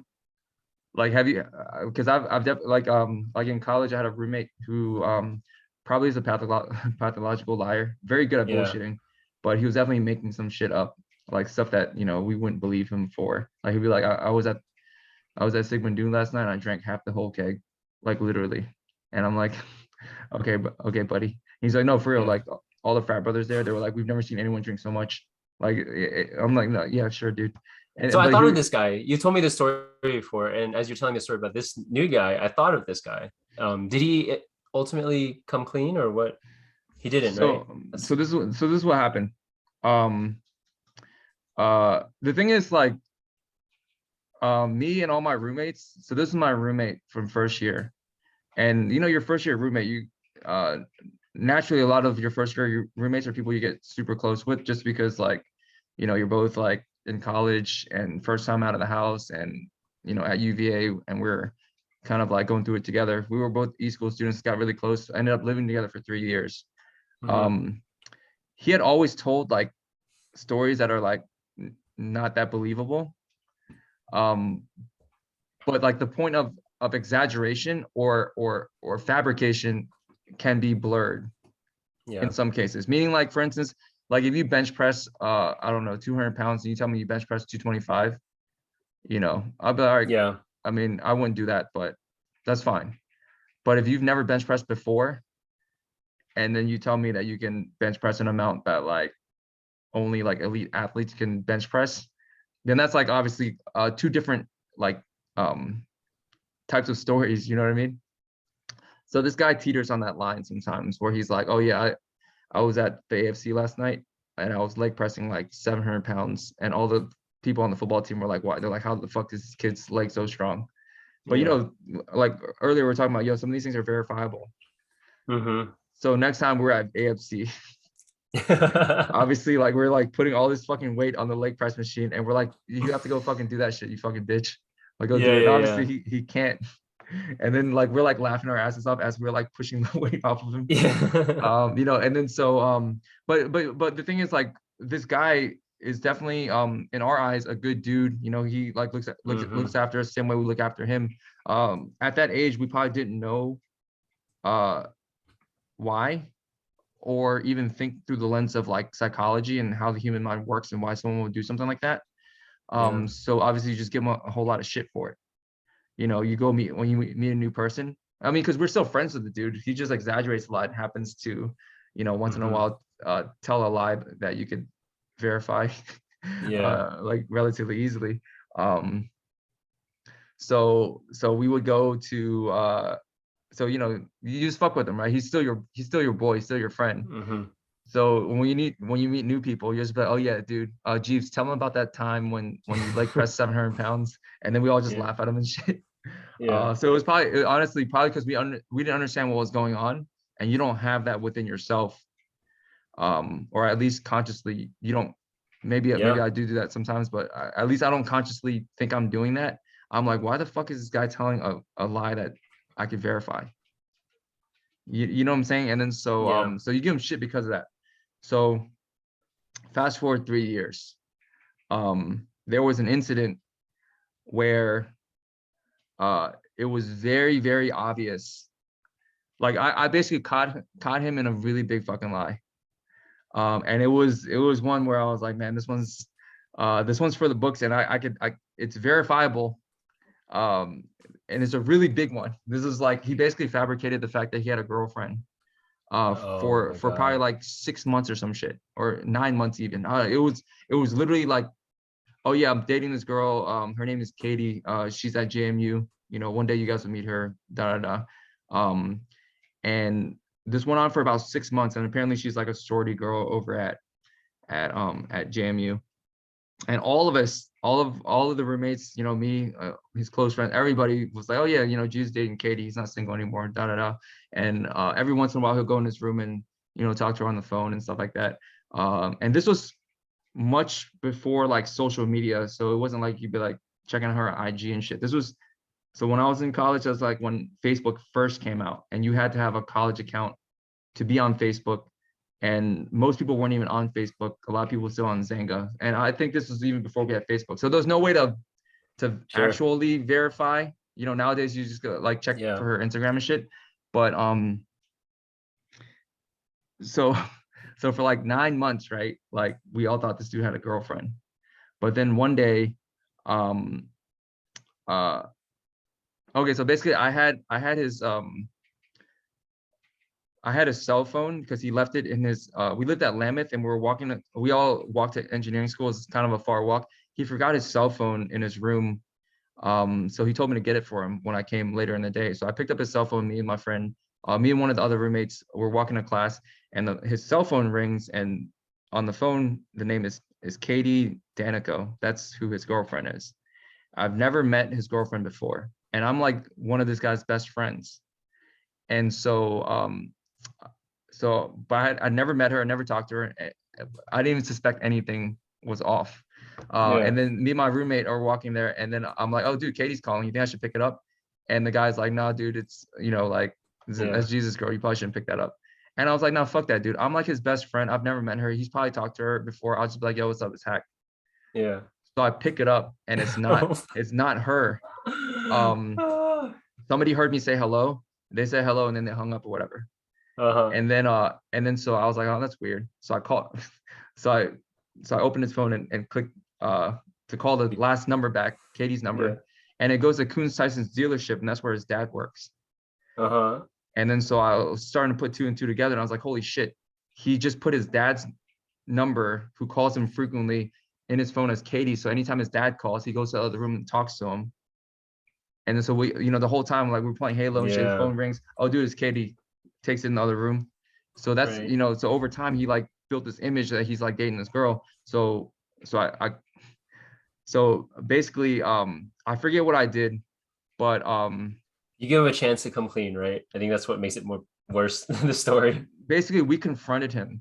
Okay. Like as roommates, we all confront. We like had an intervention, and we wrote like a 3-page Yeah. paper on all of the things he ever lied to us about, and how he doesn't have to lie to us because we're his friends and shit like that. And we Yeah. confronted him, and we thought we had everything in order. Like there was no chance that he could like. We're like, all right, got him this time. There's no chance he can like break out of this Mm-hmm. one. But then he just fucking doubled down on the story. And then because he doubled down on the story, we were like, man, all right, look, that's like what the fuck, like. And then so we were all supposed to live together 4th year, but then we had like a little bit of a falling out, and then he ended up going to live with some other people. But then 4th year comes along, and then he comes over for our Thanksgiving party. He's a little drunk. And then I don't know what was going on in his head that day, but he tried to fight me, not like punching, but kind of like Yeah. wrestling. Yeah. So I picked him up and I body slammed him. Yeah. It was on a bed though, and I Yeah. body slammed on the bed and broke the whole fucking bed. And Yeah. then everyone in the room was like, "Holy shit!" Like Hack and Cheese are fighting and shit. And then I had everything under control, so I told everyone to like like just let us handle it, whatever. So they left the room and we closed the door, and I was like, "Yo, what the fuck, dude?" And this dude, he started crying, and he was like, basically broke down and told me that I mean, so this guy's like a 5'4" like Sikh dude. Mhm. He's kind of chubby, and Yeah. so obviously like he doesn't fit the mold of, hey, like whatever he's supposed to be, in terms of like high, like whatever people in society look up to. He's like a 5'4" Sure. Sikh dude that's kind of chubby. He broke down, his crying, and he was like telling me how he's always been insecure and shit like that. Growing up, he's always been like really insecure, and his even like when he was like in high school, like doctors were saying that if he didn't like lose weight, like he would have health issues. Like just all this stuff came pouring out, and I Yeah. felt bad for him. I was like, shit, I didn't know that's why you made shit up. You know what I mean? I literally didn't know that's why you made shit up. I mean, I didn't say it like that, but after that we didn't have any more problems. I understood, and Mm-hmm. he understood too. And we're still like friends and shit. He lives in Chicago. If I ever go to Chicago, I always visit him. Yeah. So we're still like, if he ever comes back to Nova and stuff like that, and he probably hit me up and we'll get food. So I mean, I still see him. We still like, text and stuff like that. Uh, but I think a lot of times when you don't understand, like you don't understand how the mind works, why the mind works, how your mind and your body, uh, It's just coming up with its best strategy. And that strategy can clash with, I guess, like agreed upon societal norms and constructs and stuff. And You know what that's, I wonder, yeah. with the benefit of, obviously all the psychological and spiritual like study that you and I've done now, it's almost as if when people are in that situation, their ego has completely taken over, right? And I don't want to like anthropomorphize ego a little bit, right? But more or less, You we define know that it's word. this thing. Was that? And Yeah, anthropomorphize anthro. is to apply human. Oh, anthropomorphize Oh yeah, is okay. So to, like, yeah, okay, I think I got yeah, it. yeah, applying human basically behavior, thought, like concepts to an inanimate thing or an abstract thing, right? And so Mhm. I know we talk a lot about the ego, and it's obviously a human type thing because it's an abstract of us. But people do tend to personify the ego a lot, right? Oh, my ego, this, right? Like as if it's other living spirit inside of us, this living thing, right? That we got to keep under control, right? And it got to like whatever, tame the ego or even dissolve it. But and there's always these moments, right, where your ego kind of takes over a little bit, and you recognize it. Maybe like you got really angry and you lost your fucking cool, or you got really, you're like deep in ego. But it's almost like usually you drop back a little bit, right? But I think for some of these people, it's as if their ego took over completely.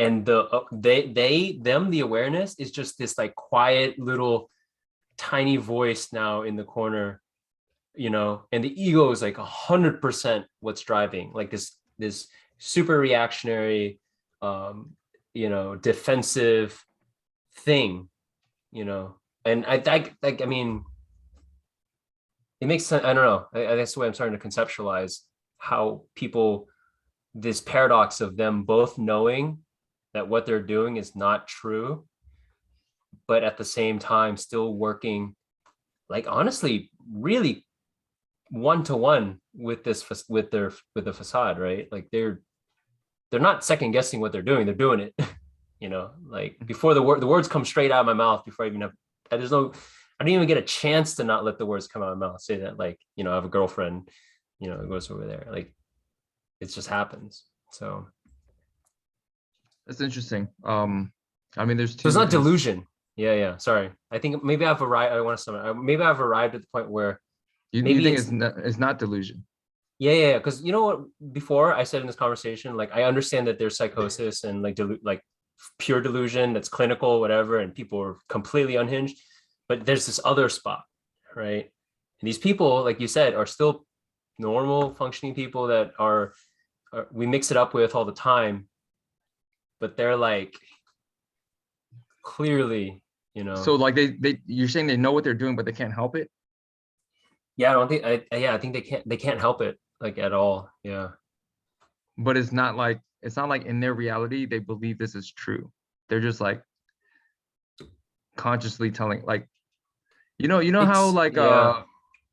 like when you're like 8 years old and you're in school, Mhm. and then like little fucking Timmy is like, oh, my dad's a firefighter, and someone else is like, oh, well, my uncle is a UFC fighter, and then someone else is Mhm. like, oh, well, my fucking dad has been on the moon, he's an astronaut, Yeah. and then someone's like someone else is like, oh, my dad lives on Mars with Elon Musk, and then Right. Right. it's just like kind of like this normal game of like Uh, one up type of shit, as an 8-year-old, and like it's almost like the 8-year-olds that do it, uh when you see an 8-year-old doing it, you're just kind of like, like, obviously kids are gonna be like, making shit up. Dude's dad's never been to a fucking the dude's yeah. the dude's dad's a garbage man. Come on, you know what I mean? Like, Yeah. um, what happens is that correlated? Like, is it just like an adult that never stopped doing that? Yeah. I think so. Like, so, I love Ram Dass. He has this quote that I love, which is, uh, you have to become somebody before you can become nobody. Right. Like he always goes back to like, look, you got to play it out. Like whatever thing it is that we're doing, wherever you fall in it, you have to play it out, right? So you have to become somebody before you become nobody. And he talks about his own experience. Like he reached like max somebodyness, right? Like he was like super up and rising, like Harvard psychologist. He had a private plane or a plane. He jumps off of the fly and like he had like really like through like big house parties. Like he was like fully somebody, right? And um and so then you know the other side of that, he obviously you know went into spiritual guru work, but I think that these people, they never ever really solidly became somebody. Like for most of us, right? You and me, we're trying to like practice surrender and letting go. Like we've already built out like a foundation and identity. And now we're like, oh, how can we like let go of it? They haven't even built one yet. There's not even anything to let go of. Like, you know what I mean? If they let go at that point, there's nowhere, right? They're like building, they're still trying to build it up to get to something. They'll find that once they built it up, you know, like that's also a farce, right? And then have to go this way. But like, I think it's very interesting to meet people on the front end of that pipeline, right? The front of the part. And that's what kids are doing, right? They're just pressing out into the world, shooting energy out there, trying to package together, you know, who they are, and what they are not, you know. Yeah, and there's people that get stuck in that. So this is the way I think of it. Crazy, man. Wow. Isn't that crazy? If you like an 8-year-old make up shit about his dad, but then as you get older, you just make up shit about yourself. Yeah. It's Yeah. like, yeah, Oof. dude, I did that. Man, But the 8-year-old kid knows that they're making shit up.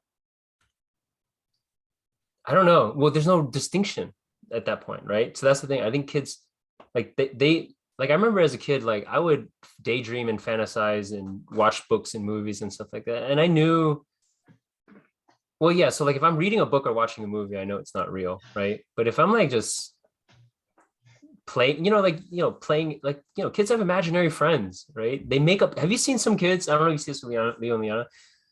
They can have fun anywhere.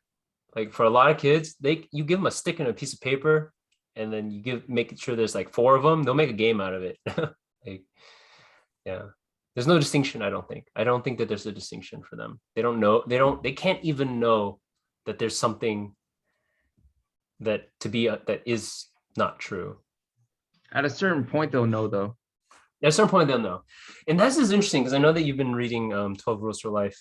But I mean, truth is something that Jordan Peterson spends hours and hours and hours talking about, like the concept of truth and how important truth is, and how when you look at the Bible, you know, logos and the word, you know, like the opening lines of the Bible, at first there was the word, and like how the word is like language, and the word is what allows us to triangulate truth. And like, so what happens when someone's fucking truth calibration is off, right? Like they're just like, it's a non-starter, right? Like it's the fundamental axiom is like, what is true? What is actually true, you know?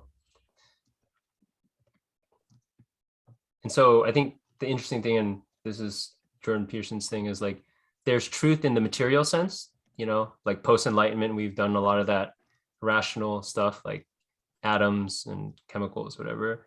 But there's also true in the metaphorical social sense where, hey, if I lie to you, you won't trust me anymore. Like that's a truth, right? But that's not a material truth. That's a, you know, that's an abstract. Like that's. What do you mean by truth in the material sense? Truth, like, 2 + 2 = 4, right? This current has X wavelength in volt whatever, versus like human truths, right? Like don't lie, right? Play, like, why? That's a truth. That's a law. Like gravity is a law, Like social truths? like social truths. Yeah. Like, what are those social truths? And those are the ones that you would teach your kid, right? Those are the ones that, like, their world. So basically, our world, right? Our visual field, we think it's made of like atoms, right? Like this is like this, but in reality, this is made of emotional content, right? Yes, I can see the lines and I say this is an AirPod, whatever. But when I see this, I process this as Apple. Oh, AirPod. Oh, music. Oh, gift from my friend. Oh, this thing that needs charging. Oh, you know what I mean? It's like it's and when you see a person, it's even more ridiculous, right? Like we, yes, I see you, you know, X amount of height that this occupies this much space, but in reality, what I'm engaging with is like psychosocial content, like, and the truth of that is the basis of your reality. And I think this is where these people are so delusional, because they haven't been able to, they don't know what's true, right? They don't have any sense of truth in the human world and in relationships. Society, right? I'm sure like they don't even have a sense of that. Like They can't plug into the social truths, is what you're saying.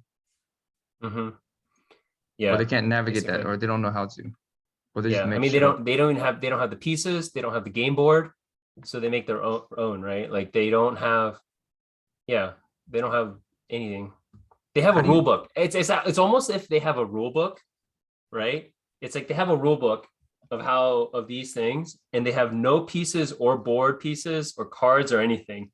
And they're like, how I don't even know what these things are, because I'm just like, it tells me what they are. Like, they hey, can't read social truths. They just follow like rules like, oh yeah, just tell people that you DeMar you play pickup with DeMar DeRozan. Yeah, like like, you know, because they understand that, you know, and they might see other people, you know, benefit from the rules that, like, okay, that makes sense. That person's successful because like it says so in this rule sheet, but they don't actually know how that happened, right?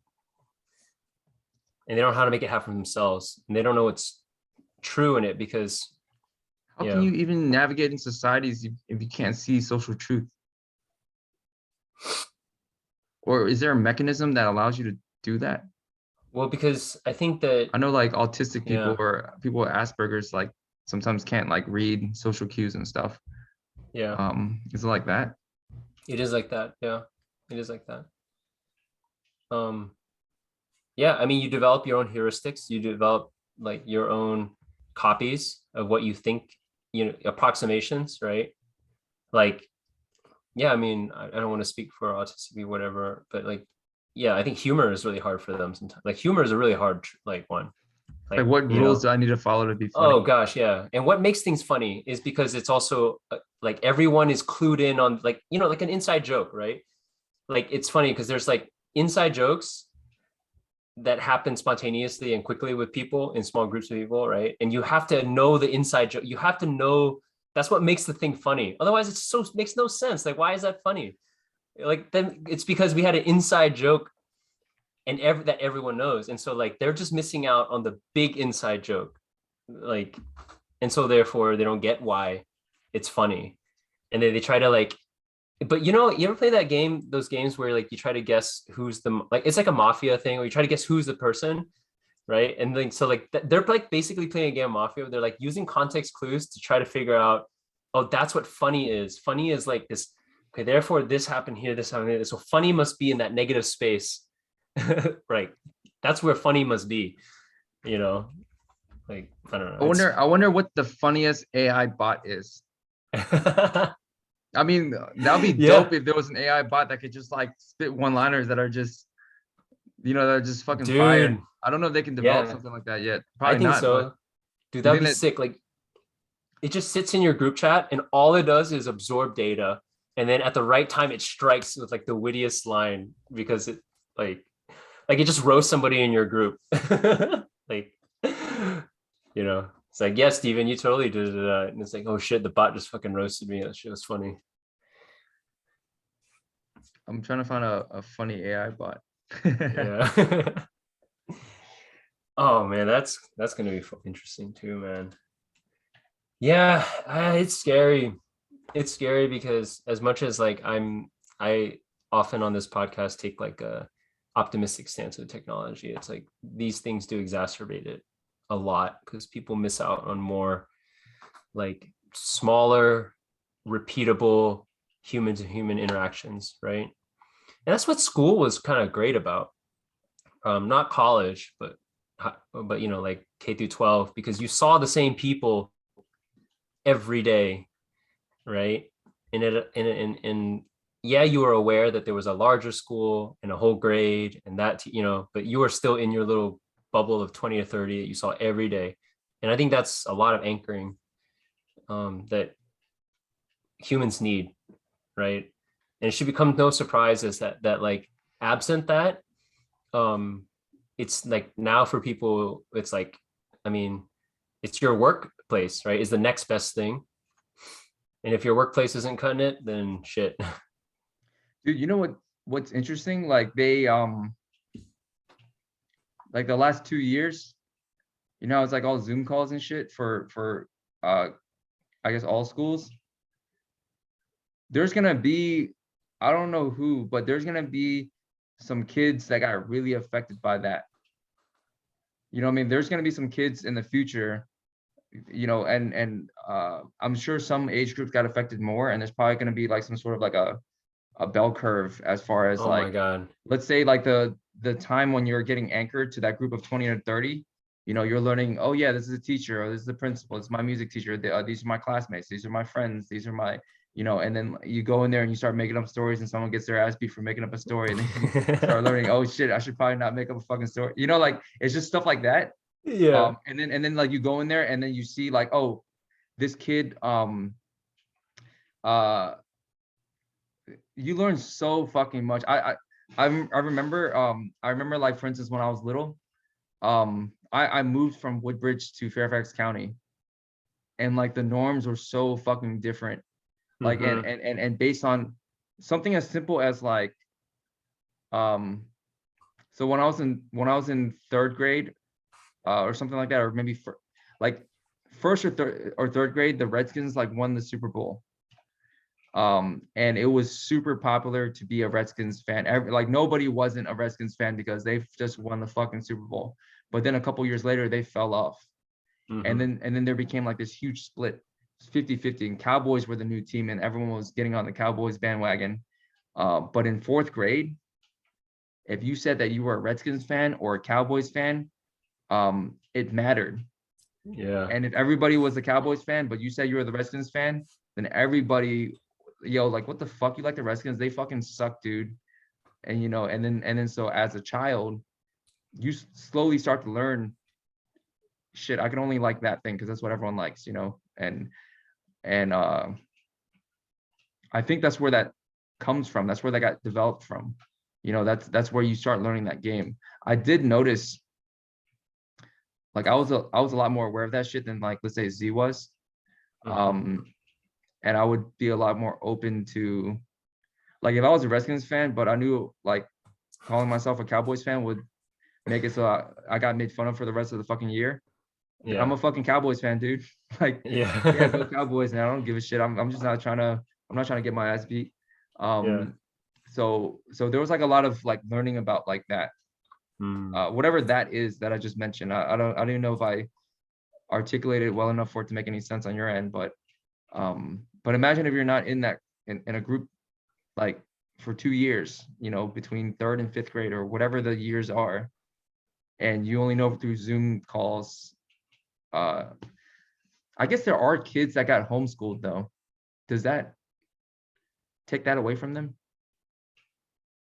Uh, oh yeah, I think so. And I mean, I think that's why homeschooling is the exception, and it's always incumbent on homeschooled kids and parents to make up the gap, through like social events.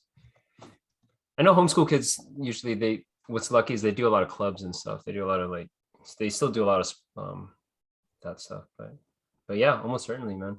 Almost certainly. Yeah. Yeah, it's scary, man. I think about it like how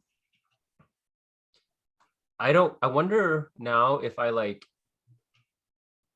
if we were like in high school, right? Like you wouldn't follow everybody, you know, but let's say like there's the popular people, you would at least be aware. You might like people look at their profile or something and say, holy shit, this person's like life is fucking amazing. They're so cool, you know? But like it's like knowing more about the person than you would have otherwise had. Like that's an interesting one to me as well in the current world. Um, you know, I'm super open on my social media and like, but I've been thinking about it a lot lately, you know, and seeing how I want to calibrate it because yeah, I'm just like, shit, man. These people know way more about me than they would know otherwise. Um, and like we lose something there a little bit, right? We could have organically discovered it about each other and figured it out.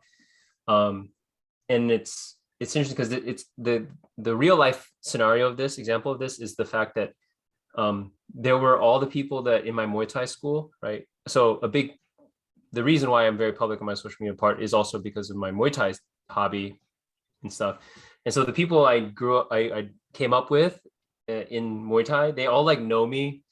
But then there's this like X new generation that of people that joined after COVID and whatever, and it's like they have this like they don't even know who I am at all, but they do know my like the things that have been posted, and I'm just like, this is really interesting.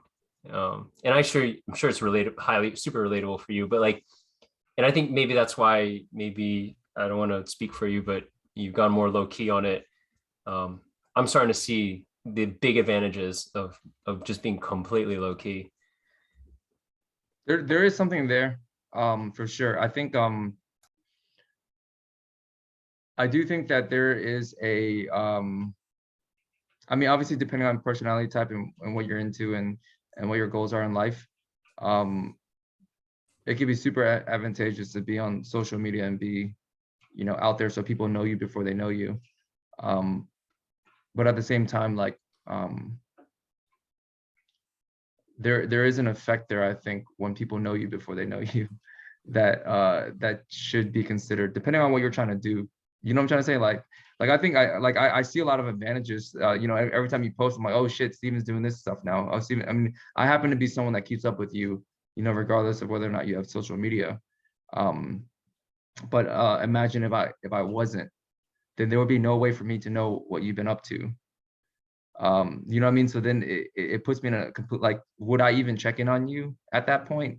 You know what I mean? Because I wouldn't be reminded to that this guy Steven, you know, exists and he does Muay Thai Exists, now. yeah, You know what yeah, I mean? Like, I mean, I would know in the back of my mind my friends that exist and stuff like that, but the ones that post on social media, I do get to see, oh, like this is what they're doing right now. So there is a, I guess, like a little bit of a benefit there, and it's different when it's just friends versus, like, you know, I guess like in your case, because you're for your Muay Thai stuff, a lot of people come to your schools and you know, people that you don't even know, that see the stuff you post and they're like, oh yeah, Steven's this guy that's this and this, and they already have this construct of Steven based on stuff that you've curated for them. And yeah, I do think that there's something there that should be more intentional most of the time, or at least aware. It's like, yeah, yeah, I mean, you know, like the profile that you put out here is what seeds the constructs for what they think of you for when they meet you, and thus going forward. I do like it. One thing I do like is I get this a decent amount. Um, a lot of times um, people meet me and then I don't have that many friends. I don't meet that many people, I don't think. But a lot of times, after a while, when people feel comfortable around me, um, I get the statement that, oh, I actually didn't think that you would be like this, you know, having known of you before. So I get that a decent amount. So I'm like, what does that mean? Is that yeah, good or bad? But I think that is the threshold where someone actually gets to know you versus like know you. You know what I mean? That, like, yeah, when someone to me feels comfortable enough to say that statement to me, then it means, oh shit, like this person actually um understands me much better than the surface level stuff that they've either heard about me or know through their friends or whatever. hmm Yeah. And I think that I feel like the least you could do, knowing that obviously this is a huge trap. It's very easy to like look, social media, technology, like you can play in it, but it's like playing in the casino, right? Like you got to know what you're getting yourself into, and you can't say that you didn't know. Um, but at the very so we it's a given that anything you put on social media is like a curated experience for other people, right? Not reflective of reality. Like the awareness, the intentionality behind that, I think, I guess the least you could do is put out something that, one, and I try to do this, so I'm hoping that as I say this, it reminds me to keep doing this. It's like remind people that it's all a farce and that, it's only one part of it. And that whatever construct they decide to create is like a useful one in their mind, like that helps. Again, Ram Dass says like, hey, you can make your own guru that lives in your own mind, that like is like the whatever you want them to be, right? And I think about that, right? Like I told you, I think a couple months ago, I was like, oh, I've been doing this like informal thing where I just go, what would hack do here? Like there's a little hack construct that lives in my head. I want you to feel put on the spot, but I'm just like, oh yeah, I wonder what hack would do here, right? From what I know of a hack. And it's like, oh, cool. That's what hack would do. Like, oh, like now I can adjust maybe what I actually want to do now with that input. It's funny because what I actually would do in that setting will probably be a detriment to what you're trying to do. But perhaps the construct of hack is much better than what I would actually do. Yeah. Because he was like, what would hack do? Yeah, he'll probably fucking show up late and and all this other Yeah. Well, that's not what I used it. That's not what I use it for. I definitely don't. Yeah. the right? construct the construct of what I Yeah. would do. I use the what would hack do for just like you said when you were listening to that guy talk and you were just curious, but like, kind of just like I think people really appreciate, your level, like you're actually genuinely curious, like a lot of times you ask that question. So a lot of times I maybe would tend to react a little bit more like Twitney, where I'm just like, oh, that's so cool, man, like that, right? But so oftentimes I go and I just like say, oh, what question could I ask that's genuine, that's just like, a little bit more chilled out. So yeah, just in case you're curious, you didn't ask what my hack construct does, but that's what he does. I like asking questions, so I agree with that. Yeah. That assessment. Yeah. Yeah, this is crazy, dude. I can't believe we opened up this podcast with a 50-minute monologue from me. I was not I know that, and you're standing this time too, right? So you have to stand the whole time. I can't believe I've been standing for this long. That's amazing. Wow. I was thinking about getting a standing desk. I might actually get it, but I'm not sure yet. Thinking if I could build something like just like put a block on my desk just to test it out for a little bit before I fucking invest in it, because I probably honestly 50-50 end up using it long term. Yeah. Oh, that's the way to do it. Yeah. Just test the height first. Yeah, just do a static version. Put some boxes up. I think that makes sense. I would do that. All right. So next time we do a pod, you have to talk for the first 50 minutes about anything you want. Yeah. The sad part is that it wouldn't be that hard. It would just be very rambly and chaotic. No, that's fine. I can interject with a question here and there if you want me to. Yeah. But no. So like we'll save it where when I encounter a comparable event, like a comparable thing to what you, because maybe this is why like we are having such a good time on this pod, because when you said if I knew that was going to happen, I would have 100% been in. Dude, I was like, I so wish I could have like yeah, dude. experienced that. Like what a trip. It's a trip. That was a trip, yeah. Right? It was a fun case study. Yeah, it was definitely a fun case study. I told Boaz that same statement, and then Boaz obviously was like, "Oh yeah, dude, I totally." Because I mean, he was in the same boat as me. Because we were somewhere else before, and we were like, "Man, fuck, we gotta go to this dinner," and we're like, "Yeah, I guess." Tony's friend already made the reservation, but then afterwards, I was like, "Yo, Boaz, if you knew," because if I knew, he was like, "Yeah, you're right, man." Yeah. I think that's a great way to look at it. And actually that, I think that's like probably a good takeaway or a closeout for this is that like, if you put curiosity to the front, right? Like a genuine curiosity, like life is so much more interesting. And I think arguably less painful too, if it's just about like observing and cataloging. I No mean, like, curiosity. Yeah, you're right, dude. I think we need to come up with a an axiom around that. Like I do think yeah, in my life I lead with a lot of curiosity. Even when I do meditation and I'm talking to my meditation coach, he's like, why do you do this? Like, why do you meditate? yeah, And I'm like, I think one of the answers I always give him, I mean, there's many answers, but one of the ones that always pop up for me is, I'm like, dude, aren't you ever curious about what consciousness is? And if you are, then isn't the best way to, you know, I guess like kind of like uh satisfy that curiousness, you just kind of sit down and be as still and as quiet as possible and just kind of like observe that consciousness and see if there's anything like yeah, there. And just shit like that. And it makes and so I don't know if people think about meditation like that, but for me that makes it a lot easier. So like with everything, it's like, yo, if I'm not curious about it, I'm probably not gonna fucking do it. yeah, yeah, yeah, You know what I yeah, mean? Like, yeah. I think that that's one of the later pointers in meditation. The early pointers are just around stress relief, breath control, focus, whatever.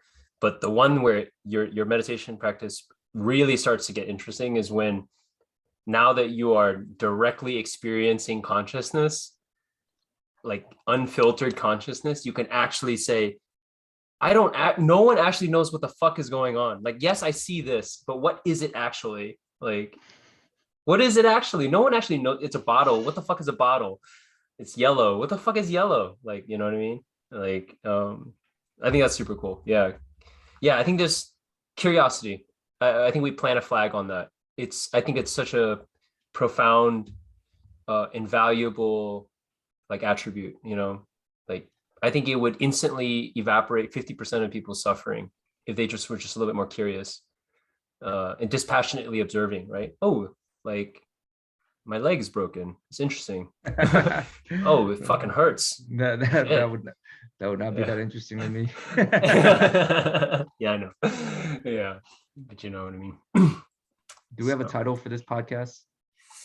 ooh, This one was a long one. I'm actually not sure um I mean, we're gonna post it, but I'm not yeah, sure how comfortable I feel posting it just because just the small chance that I don't know, somehow the shit gets back to whoever the fuck, yeah, I mean, we're gonna post it and it would be really interesting if yeah, it did happen, and we can talk about it in a future podcast. If it ever got back to that person and they got back to me, and then I was like, yeah. yo, remember that episode 38 when we were talking about that dude? He watched it. This is what happened. Another podcast. It's totally up to you. You said you're definitely posting it. Oh, Okay. I think I'm there's a, enough. Yeah, I think there's enough in place that, the risk, I think it's within the risk threshold. yeah, I mean, I'm 100% Yeah. posting it. Yeah. And I guess we'll see what happens. So there's definitely going to be a period where we cross over into the next level where we like pause a little bit more, I guess. Yeah, I mean, no one's That'll be listening to interesting. our podcast that deep. That's gonna be like, oh, what the fuck? Like, Yeah. I gotta fucking tell this dude, damn. yeah, Like, yeah. yeah. I'm not super worried about it yet, but I could see like, what if Whitney's just like, oh, Hack just did a podcast about you, Yeah. and I was then she just thinking sends it as to we him. bump up on time now too, and I don't have a hard stop by the way, but as we bump up on time, it would probably make sense for us to make what is the title of this podcast like a recurring like a routine segment of the pod where we like figure out what it is live, like you know. Sometimes one of us says something, and I'm like, yo, that's the fucking title. That's the one, yeah. And I'm sure if I like, like was going through the podcast, I'd probably be like, yo, that's the fucking title. Yeah. But I literally did like a 50-minute fucking monologue, so I don't know if there's a title in there. Um, I don't know, some maybe like my dad could beat up your dad or some shit. Yeah. trillions of dollars, or I don't know, just one of the maybe one of those crazy ones. I don't use Yelp. I just use my concierge. Yeah, I just use my yeah. So your Yeah, concierge Yelps that for you, bro. yeah, dude, That's 100%. that's what I would do if I was a fucking concierge. If he was like, I want to eat at a really nice steak restaurant, I'll be like, 1 second, sir. Yeah, yeah, yeah, Just yeah, Yelp yeah, that yeah. shit. You know what's really interesting on this, by the way, about that the Yelp thing? It's really interesting to me, right? Which is, you know how, we've been friends for a while. Like, usually, like, there's like a smarter way to do something. Like, I think that's what we're keen in on. Like, okay, like there's a smarter way to do something. Like, it's out there, and sometimes that smarter way of doing something is also the mainstream thing, right? So I've also ran into a lot of situations where people won't believe me when I say, dude, this is the restaurant we should go to. It's 4.5 stars. It's like five, and people nah, dude, like not so far as this guy, but like, they just don't believe me because it's too it's too easy almost, right? It's But like I'm like, they want to be like a black sheep about it, like, or they want to yeah, be like the lone wolf. Like, I'm not gonna do that because everyone does it. right. And so what's funny, because I sympathize with that, because there's a lot of things that we have discovered that aren't mainstream that is what I think is the smart way. But when the smart way is also the mainstream way, it's really funny to me, because I'm just like, I'm It, looking at people using their own arguments that I usually make against me on why, like, I'm just like a sheep for not like interrogating this a little deeper. But I'm like, no, but it's like, I get what you're trying to say, but you're just wrong though. Like, you yeah, I know, get what you're trying to say, but you're just wrong.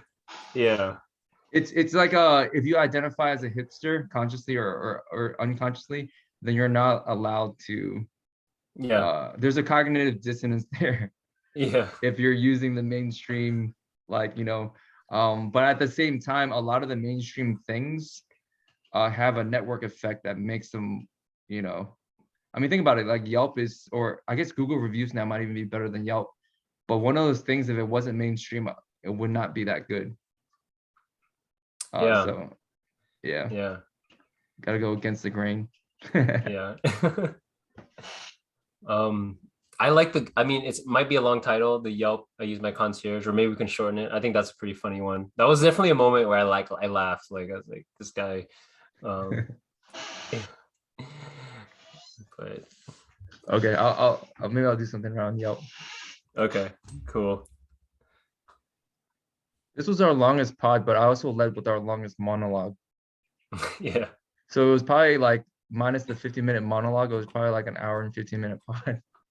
yeah, yeah, yeah, makes sense. That was But it's funny. funny because, like, when we scroll through, we'll always see that 2 hour or something, and we'll know, like, we'll always remember.